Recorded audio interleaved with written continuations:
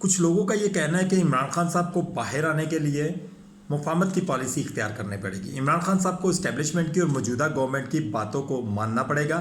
اسی صورت میں عمران خان صاحب باہر آ سکتے ہیں. لیکن لوگوں کا یہ کہنا ہے کہ ہم اس وقت مانیں کہ جی عمران خان صاحب کو سر جھکا کر باہر نکالیں.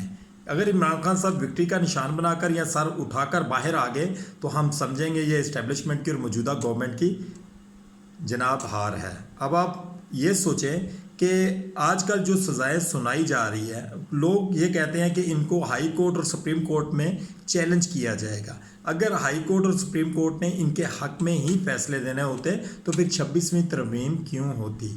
26ویں ترمیم جو کی گئی ہے وہ صرف اور صرف پی ٹی آئی کے کارکنان کو اور پی ٹی آئی کی لیڈرشپ کو سزائیں دینے کے لیے ہوئی ہے. جن لوگوں نے پریس کانفرنسز کی وہ لوگ باعزت طور پر 9 مئی کے واقعات سے باہر آ گئے اور رہا کر دیے گئے. جن لوگوں نے معذرت نہیں کی ان لوگوں کو 10 سالوں کی سزائیں سنائی جا رہی ہیں.